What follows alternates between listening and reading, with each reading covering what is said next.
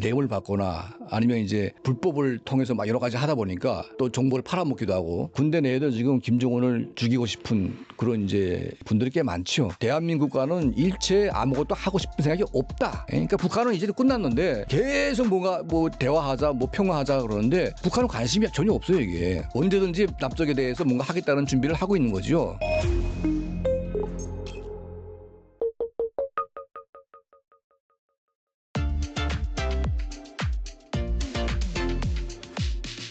그리고 2025년 들어 북한은 최고위 지도부에서 대대적인 엘리트 교체와 인사 이동이 지금 진행이 되고 있어요. 조직 지도부 라인 및 주요 부서 책임자의 잦은 교체, 권력 감시 강화 이런 것들이 이루어지고 있는데 이거 좀 어떤 현상으로 보시는지 궁금하네요. 그러니까 이게 지금 그 세대 교체가 될 때가 되면 이런 경우가 나오거든요. 그러니까 이제 김정일로부터 김정은 정권으로 갈 때 그때 이제 그 아버지 세대의 간부들과 이제 김정은 본인이 좋아하는 또 간부들이 또 있지 않습니까? 그렇겠죠. 예. 네. 그러니까 이제 나이 든 사람들 갑자기 다 쳐내려고 하게 되면 반발이 있으니까 이거를 이제 서서히 뭐 하는데 어떤 일정한 기간이 지나면 이걸 또 한꺼번에 바꾸기도 합니다. 이렇게. 근데 지금 이제 김정은 정권 들어와 가지고 또 이제 그런 세대 교체 때가 된 거죠. 그러니까 김정은 본인은 이제 건강이 안 좋고 그리고 후계자는 지금 김주애 또는 또 누군가 나오게 될 텐데 그러니까 후계를 염두에 두면서 서서히 이제 좀 바꾸려고 하는 그런 움직임이 있는 것 같아요. 그러다 보니까 지금도 보면 자기 아버지 때 간부들이 꽤 있거든요. 그러니까 이제 그 아버지 때 간부들은 이제는 다 물러나게 할 수밖에 없는 상황이 된 것 같고. 그러니까 지금 최룡해 같은 경우에는 김일성 때부터 이제 있던 사람이니까. 진짜 오래 있었네요. 네, 그러니까 뭐 김일성, 김정일, 김정은 3대를 갖다가 같이 있는 사람인데 나이가 지금 거의 80이 다 됐어요 지금. 그러니까 이제 이런 사람들 전부 다 물갈이하고 그리고 이제는 자기도 나이가 젊은 축이기 때문에 이제는 이제 좀 자기 나이 뭐 이상 되는 건 다 웬만하면 다 갈아치우고 좀 젊은 세대로 갖다가 지금 뭔가 앉히려고 하는 그런 움직임이 있는 것 같습니다. 왜냐하면 자기가 갑자기 급사하고 만약 김주애나 자기 또 아들 누군가가 하게 되면 그 젊은 어린아이가 나이 든 사람하고 상대하려면 이게 쉽지가 않거든요. 더 힘들죠, 그러면. 예. 네. 그러다 보니까 이제 그 김정은도 지금 뭐 자기 건강이 좀 안 좋기도 하고 그리고 이제 후계 구도를 좀 완성 또 해야 되고 뭐 여러 가지 그런 상황이 있다 보니까 이걸 이제 좀 간부 교체를 통해서 뭔가 이제 인적 쇄신을 하려고 하는 이제 그런 상황이 있는 것 같습니다. 그리고 또 한 가지는 뭐냐면 요새 이제 군대 쪽에 문제가 많아요. 군대 쪽이요. 예. 그러니까 지금 이제 자기를 지키는 이제 허위사령부라든지 또 이제 인민군 보위부라든지 그리고 이제 뭐 이런 군부대 동아리 쪽에서 그 문제가 많은데 이게 약간 경제적으로 궁핍해지고 또 군부가 자기 아버지 때에는 이제 군부대 군단 단위로 이제 경제 기득권을 줘가지고 사업을 또 하게 했거든요. 그러니까 이제 군인 간부들이 개인 사업을 통해서 돈을 엄청 벌었는데 이걸 잘 못하게 했습니다 지금. 하다 보니까 이제 군인들이 돈이 없다 보니까 이게 병사들에게 갈취하거나 뭐 뇌물 받거나 아니면 이제 불법을 통해서 막 여러 가지 하다 보니까 또 정보를 팔아먹기도 하고 그러니까 군대 내에서 여러 가지 경제 문제 때문에 기강이 해이해지고 군대 내에 이 비밀 정보들이 외부로 유출되기도 하고 막 이런 사고들이 많이 나다 보니까 군대를 막 쪼일려다 보니까 이제 반발이 심한 거죠. 근데 군대는 잘못 따지다 보게 되면 군대 반발이라는 건 이제 군대 이제 정변이 일어나기 때문에 쿠데타 같은 거 일어날 수 있죠. 네. 그래서 지금 김정은 본인도 이런 군대 때문에 상당히 머리가 아픈 것 같아요 지금. 그래서 지금 이걸 잡으려고 했는데 이제 군대도 지금 약간 거의 한계 상황이 오지 않았는가 하는 생각이 들거든요 지금. 그러니까 지금 그 뭐 2018년도 19년도 같은 경우에는 이제 허위사령관까지 처형시키면서 막 난리 친 적도 있었고. 그러니까 뭐 군대가 지금 그런 숙청이 너무 잦아지고 있는데 이런 게 반복이 되게 되면 정말 군대 내에서 뭔가 정변이 일어나지 않을까 하는 그런 이제 정변이 일어나도 이상하지 않은 정도로 지금 군대가 불안정한 상태인 것 같습니다. 그러니까 김정일 때에도 한번 육군단 사건이라고 있었는데 육군단 지휘부가 이제 남쪽의 국정원과 연계해가지고 이제 김정은이 그 육군단 쪽으로 올 때 이제 김정일이를 죽이려고 했던 사건도 있었거든요. 그러니까 북한에 그런 게 없는 게 아니에요 지금.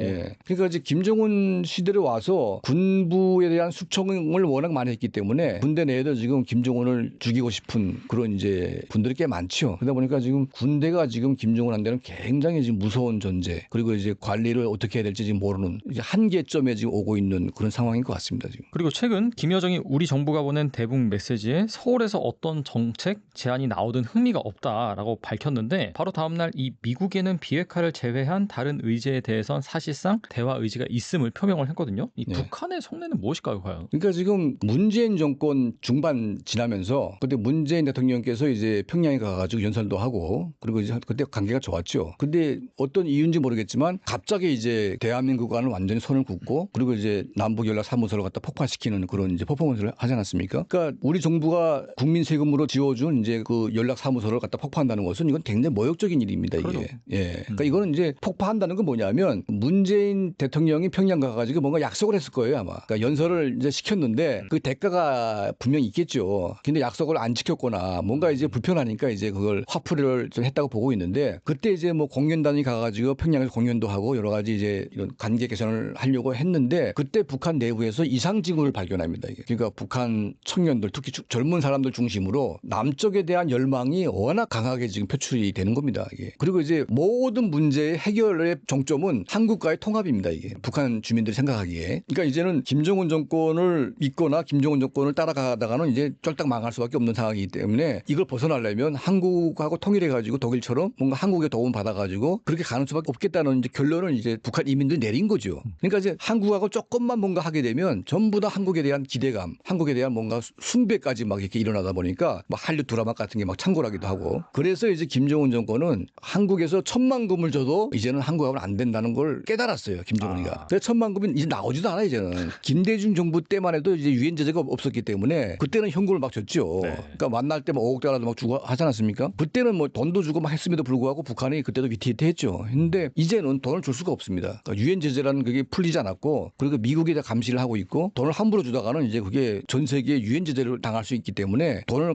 갖다 줄 수도 없습니다. 그럼 북한이 돈도 못 받는데 네. 한국하고 해봤자 남는 게 없잖아요. 그렇죠. 없죠. 체제도 위험하고 뭐 인도주의적인 지원 뭐 쌀 좀 준다고 해서 그게 북한이 해결된 문제도 아닌 것 같고 그러니까 이제 아무리 해봤자 한국하고는 안 되기 때문에 안 하는 게 좋겠다. 이거를 김정은이가 문재인 정권 중기 넘어가면서 그걸 결정을 내렸어요. 그러면서 이제 한 게 뭐냐면 평양에 3대 그 헌장 그 기념 탑이 있습니다. 그러니까 김일성 김정일이가 이제 대남 혁명을 위해서 소위 3대 통일 뭐 이런 그 방침을 만들었는데 이거 기념하는 이제 그 헌장 이제 탑인데 이걸 폭파시켰어요 완전히 그냥. 예? 그러니까 자기 아버지 할아버지를 갖다 무시하면서까지 남쪽에 대한 미련을 갖다 다 폭파시켜 버렸는데 그런 이유가 있을 거 아닙니까 이게. 그렇죠. 이유가 있겠죠. 예. 네. 그리고 윤석열 정부가 들어왔는데 윤석열 정부는 아예 그냥 북한하고는 상대도 안 했고 그래서 압박으로 가지 않았습니까? 그러니까 이거는 문재인 정부부터 윤석열 정부까지 이건 똑같은 거예요 북한은 그냥. 아예 안 하는 거죠 그냥. 그러면 이제 윤석열 정부가 탄핵돼 가지고 이제는 물러났고 이재명 정부가 들어왔는데 그럼 북한이 바뀐다? 바뀔 이유도 없고 바뀔 수도 없는 거예요 지금. 왜냐하면 이재명 대통령이 뭐 일본하고도 관계를 좋게 하려고 하고 있고 미국하고도 이제 뭐 한미 동맹 이거 한다고 하지 않습니까? 그러니까 바뀌는 게 없는 거죠. 그리고 뭐 이재명 대통령이 들어와가지고 돈을 현금을 뭐 100억 달러를 주겠습니까? 뭐 1000억 달러를 주겠습니까? 줄 돈이 없어요 여기는 사실은. 그러면 이제 자기들이 결정한 대로 대한민국과는 일체 아무것도 하고 싶은 생각이 없다. 이게 북한의 그 이제 방침이고 그게 이제 하나의 규칙화된 어떤 그런 것인데 근데 이제 우리 정부가 들어서면서 이제 계속 막연하게 이제 혼자 그냥 이제 꿈을 꾸는 거죠. 예. 짝사랑이에요, 짝사랑. 짝사랑 문재인 시즌 2가 된 겁니다 이게. 그러니까 북한은 이제 끝났는데 계속 뭔가 뭐 대화하자 뭐 평화하자 그러는데 북한은 관심이 전혀 없어요 이게. 그러면 이제 어민들이 막 그 재난 그 표류해가지고 한국에 몇 명 왔습니다. 왔는데 얘들은 북한에 가겠다고 했어요. 그래서 우리는 보내자고 하는데 북한이 반응이 없습니다. 그거 네가 알아서 해라 그냥. 보내지 말라는 거죠 그냥. 그런데 그걸 억지로 바다로 막 띄워가지고 북한 넘겨버렸어요 그냥 이렇게. 북한은 단 한 말도 안 했는데. 그러니까 그렇게 해주면 북한이 좋아할 것이라고 이제 생각을 했는지 모르겠지만 그렇게 이제 했지요. 그리고 이제 확성기를 다 떼버리고. 그렇죠. 그리고 국정원 방송 이거는 이제 문재인 때에도 이 방송은 끊지 않았어요. 예, 왜냐하면 이제 굉장히 출력이 세고 또 방송 내용이 이제 김정은 정권을 겨냥한 그런 방송이다 보니까 북한 내에서 엄청나게 인기가 좋은 방송입니다 이게. 그러니까 북한의 엘리트들은 이 방송을 다 들어요 이게.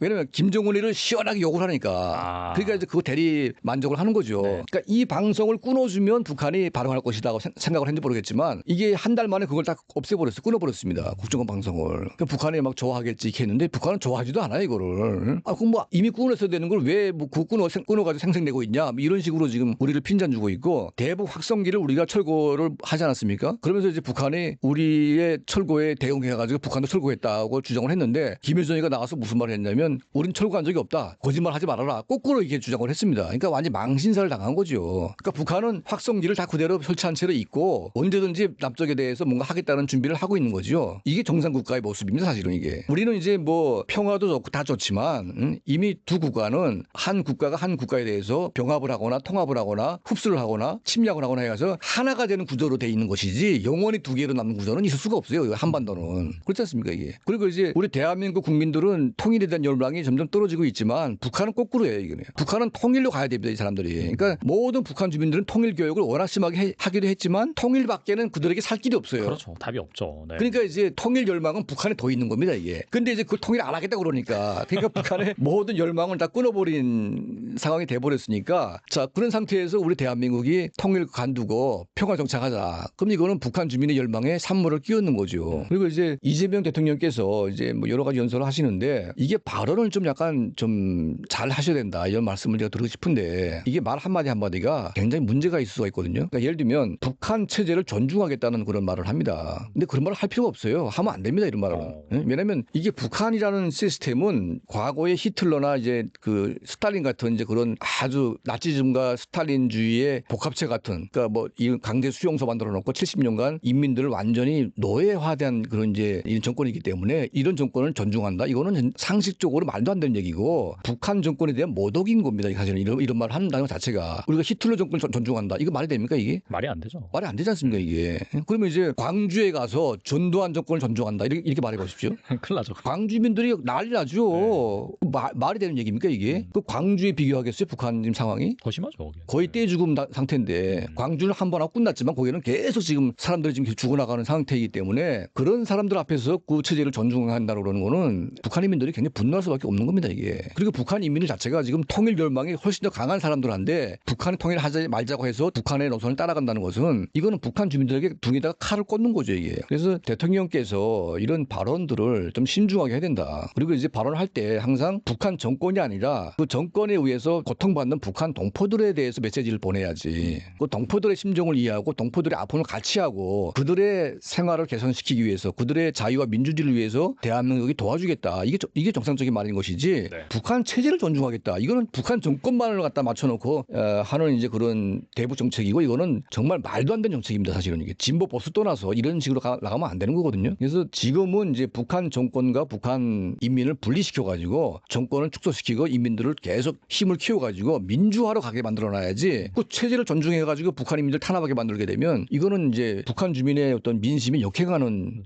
결과이기 때문에 그래서 지금 이 정부의 통일 정책 이게 정말 심각한 것 같아요. 그리고 안보 라인들이 북한 김정은 정권이 무슨 생각을 하고 있는지 그리고 북한의 내부 상황이 어떤지 이걸 다 보고를 할 텐데 국정원에서 근데 이 보고들을 왜곡해서 자기들의 입맛에 맞게끔 이제 가공해가지고 북한이 우리가 이렇게 해주게 되면 북한이 따라할 것이다 뭐 반응할 것이다 이렇게 자기들끼리 그냥 잡복을 해가지고 이렇게 막 하는 건지 모르겠습니다. 그래서 나오는 정책을 보게 되면 정말 말도 안 되는 그런 말을 하기 때문에 그 결과적으로 김여정이가 나와가지고 거의 조롱을 했습니다. 자기들은 하지도 않았는데 했다 거짓말하고 있다고. 이게 무슨 망신입니까 이게 지금. 그리고 미국 한 데는 뭐 대화의 제스처를 보내고 있고 그러니까 미국하고는 해야 되겠죠. 그러니까 대한민국을 뺀 모든 국가는 하려고 할 겁니다. 뭐 일본도 할 것이고 러시아는 더 이제 할 것이고 근데 지금 안 되는 게 뭐냐면 중국하고 한국은 안 돼요.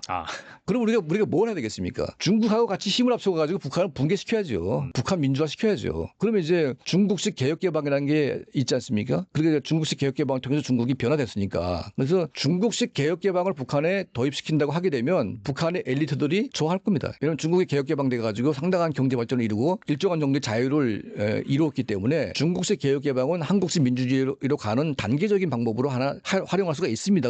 그리고 이제 이거를 뭐냐면 중국과 같이 우리 공동으로 중국과 대한민국이 북한의 중국식 개혁이든 한국식 개혁이든 개혁을 합의해가지고 북한에게 압력을 넣게 되면 북한 내부의 민주화 세력, 북한의 경제 어떤 그런 이제 그 엘리트들이 이걸 받아들여가지고 변화할 수 있는 거죠. 그러니까 그런 기회가 온 것 같아요. 구도 자체가. 그래서 지금 저는 개인적으로 중국과의 관계를 개선하되 지금 미중 간의 어떤 그런 갈등 구조가 깊지 않습니까? 그러니까 중국 편에 서라는 게 아니고 중국이 할 수 있는 한반도 정책이 분명 있고 중국이 도와주지 않으면 북한은 변화가 될 수가 없어요. 그래서 중국이 원하는 게 중국식 개혁개방이기 때문에 이 중국식 개혁개방을 한국이 지지해주고 한중이 같이 힘을 합쳐가지고 북한에 개혁개방시켜가지고 경제발전을 시켜주자. 그러면 김정은 정권이 여기 뭐라고 하겠습니까? 할 말이 없는 거죠. 그러니까 뭔가 전략적으로 가능한 정책을 지금 이 진보 정권이기 때문에 중국하고도 뭐 차이가 보수 정권보다 좀 낫죠 아무래도. 그러니까 이런 식으로 좀 중국을 우리가 활용해가지고 북한을 열게 하는데 좀 이렇게 전략적으로 판단해야 되는데 뭐 아무런 전략도 정책도 없이 그냥 북한한테 잘해주게 되면 북한이 뭐 우리한테 화답할 것이다. 뭐 이런 거밖에 없어요 지금. 막연하고. 이게 정권 초기부터 뭐 북한 정권에게 조롱당하고 막 그런 이제 사기당한 뭐 그런 느낌이다 보니까 이거는 우리가 자초한 것이고 이런 식으로 가게 되면 이거는 정말 국민 망신이고 또 북한 주민들에게 분노만 살 뿐이기 때문에 때문에 이런 식의 대북 정책은 좀 우리가 빨리 바꿔야 된다 이런 생각을 하고 있습니다.